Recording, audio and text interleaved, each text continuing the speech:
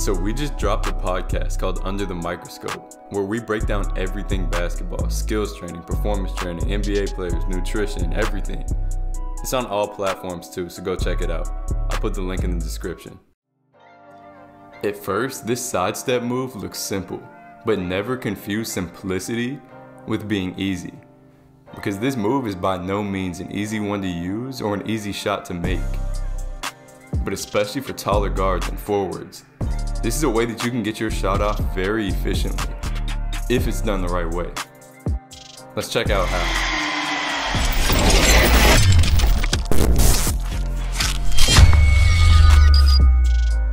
So going through Tatum's buckets, I would say over 70% of his ISO threes come out of this move, which just shows how unstoppable it really is.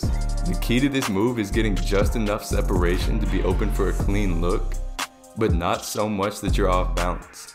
And there are a few different variations he uses. Sometimes he'll go towards the hand that the ball is in. Goes behind the back, step back three, got it! Sometimes he'll go away from it. So keep that in mind.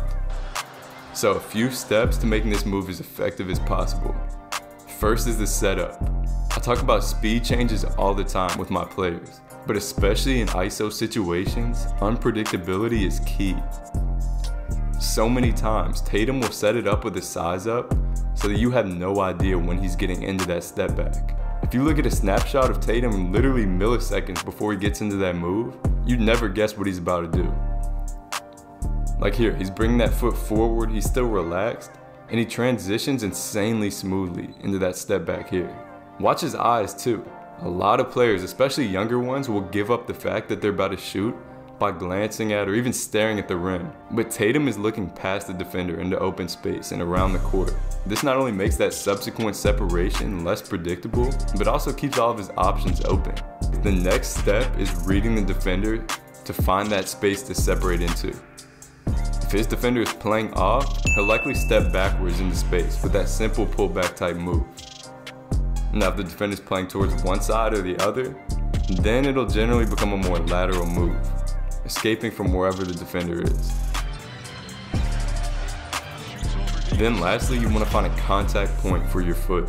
This sounds overly complicated, but it's just about getting that foot in a good position to push off from. Like here, his base is a bit narrow because he's in a relaxed standing position. So he has to relocate that foot just a bit to get into an optimal position to push back. If you're too narrow or too wide in your base, you're not going to be able to push into that move as efficiently. Notice that all of these not only help him separate, but helps him get into a rhythm. We all have these shots that just feel comfortable for us and are pretty much our go-to shots. And he's worked on this to the point where it's his go-to. Like here, he doesn't even have to pull out this move, but it helps him get comfortable into his shot. And once you get the footwork and feel down, you can add stuff to it. Like right here, he adds a pound into this same footwork. And while most of these are in a pretty static position, like right here, you can also use it if you're getting downhill and get cut off. Over to Tatum with under 5 on the shot clock. Jayson goes with. But also note that all of this is dependent on the fact that he has the ability to go past the defender.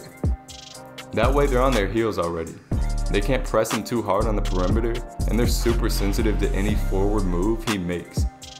Like right here, he gets his defender to turn his hips with a simple move. Finally, his high release brings it all together in a perfect storm. It allows him to not have to separate too much to the point where he's off balance and still be able to rise up over that defender to get his shot off. So give this move a try. It may not be for you, but it may be. So you might as well try it out. Follow me on Instagram at ByAnyMeansBasketball for much more. Thanks for watching.